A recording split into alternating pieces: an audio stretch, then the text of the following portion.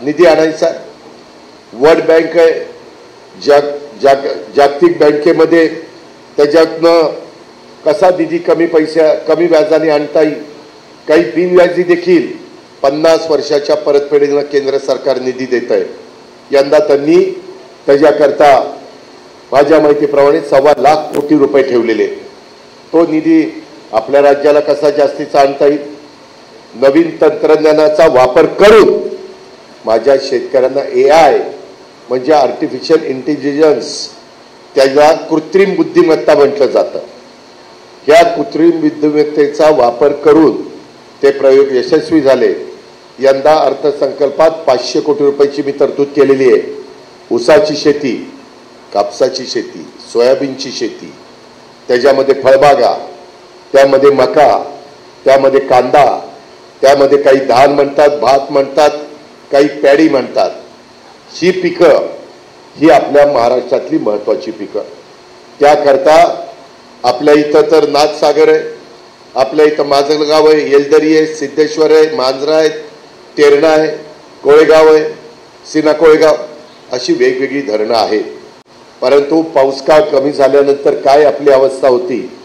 आजच मी परभणीची मीटिंग घेत होतो, आजच्या घडीला तरी परभणीला टँकर नाही आहे, पण मी अधिकाऱ्यांना ज्या सूचना द्यायच्या त्या दिलेल्या आहेत। ज्यावेळेस माझा इथला कुठल्याही गावातला एखादा भगिनी, माझी लाडकी बहीण किंवा माझा बांधव, आमचे तरुण कोणी टँकर मागितला तर ताबडतोब तिथं टँकर द्यायच्या अशा सूचना आहेत। अजून पाऊस जून महिना उजाडायला 1.25 महिना बाकी आहे।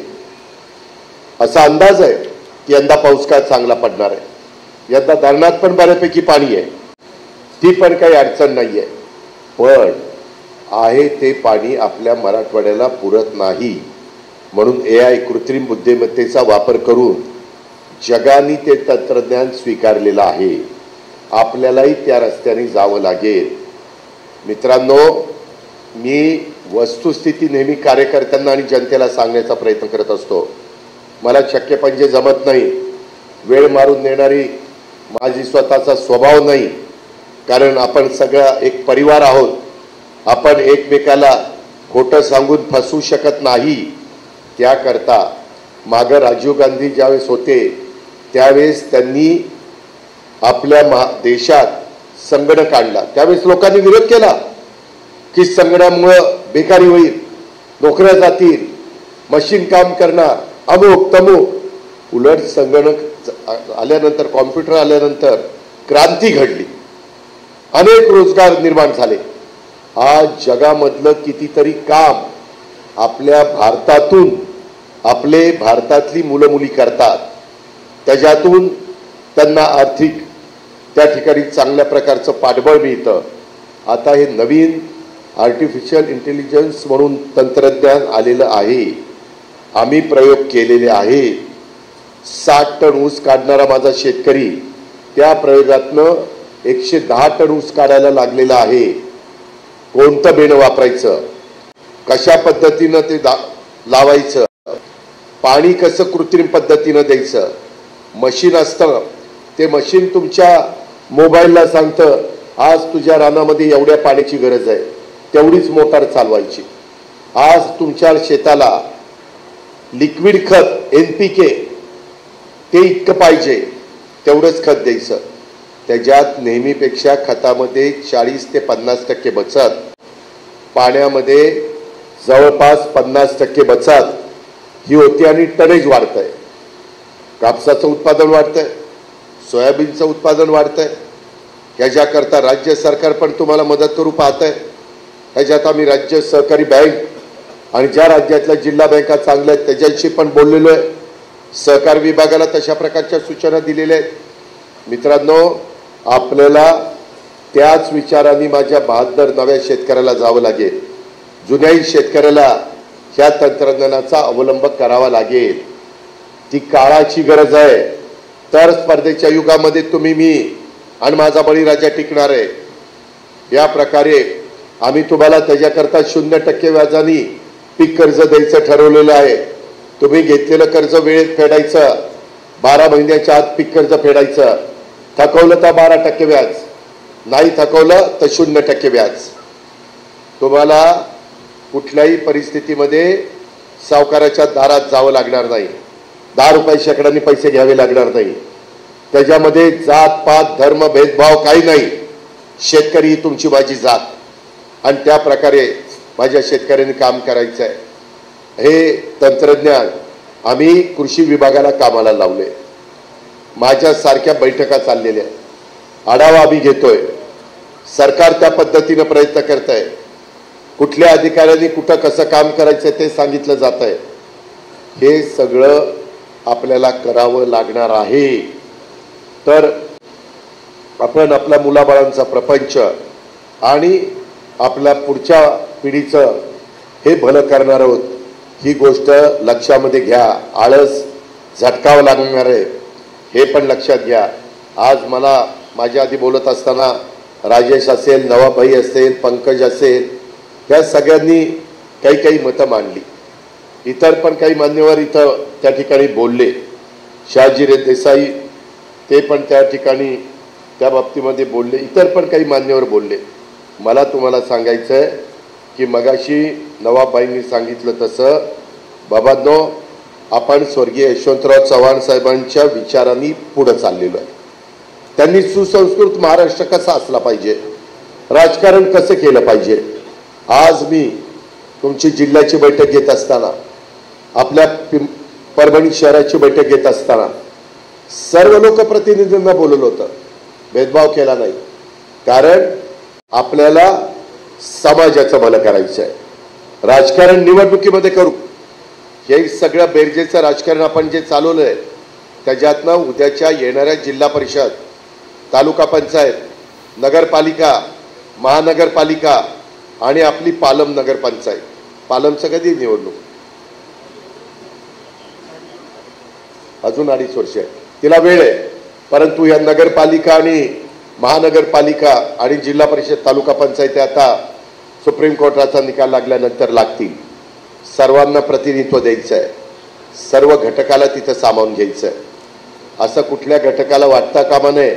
राष्ट्रवादी काँग्रेस पक्ष भाषणात सांगतोय आम्ही जात पात धर्म भेदभाव पंथ मानत नाही, पण आपल्याला ते कृतीतनं दाखवावं लागेल. इथं कुठल्याही परिस्थितीमध्ये महाराष्ट्रात जातीय सलोखा टिकवावा लागेल. जे भारताच्या विरोधी काम करतील ते देशद्रोही. शेवटी आपण भारतीय आहोत. प्रत्येकाला भारताचा अभिमान वाटला पाहिजे. कुणी चुकीचं काही करता येत कामा नये. उगीच आपली शत्रू राष्ट्राचे कुठं झेंडे कुठं काय हे त्या ठिकाणी तुमच्या मोबाईलवर तुम्ही त्या ठिकाणी ठेवता, तसलं ठेवता कामा नये. ही आपली जबाबदारी आहे. कारण शत्रू राष्ट्र कशा पद्धतीने वागतंय हे जगाने बघितलेलं आहे. आणि म्हणून आपण सगळ्यांना छत्रपती शिवाजी महाराज कसे बरोबर घेऊन गेले आणि हिंदवी स्वराज्याची स्थापना करत असताना सगळी लोक त्याच्यामध्ये होती, तशा पद्धतीनं आपल्याला काम करायचंय. आणि हे काम करत असताना आज आपलं जिल्ह्याचं ठिकाण आपण जगात भारी जर्मनी, जगात जर्मनी, भारतात परभणी नुसतं म्हणतो, पण खरंच आहे का आपली परिस्थिती. आज परभणी शहरामध्ये जिल्ह्याचं ठिकाण, आम्ही तालुक्याच्या ठिकाणी अंडरग्राऊंड ड्रेनेज केलेत. तालुक्याच्या आम्ही तालुक्याच्या ठिकाणी सुविधा केलेली तुम्ही बघितली तर तुम्ही आश्चर्यचकित व्हाल. मी त्याच्याकरता इथं प्रताप आहे, इथं त्या ठिकाणी अक्षय आहे, इथं राजेश तू स्वतः आहे, बाकीचे माझे सगळे शहरामध्ये काम करणारे सहकारी आहेत. त्यांना मला सांगायचं आहे बाबांनो, आपल्याला काम करून दाखवायचं आहे. खूप प्रश्न आहे. अंडरग्राऊंड ड्रेनेज नाही.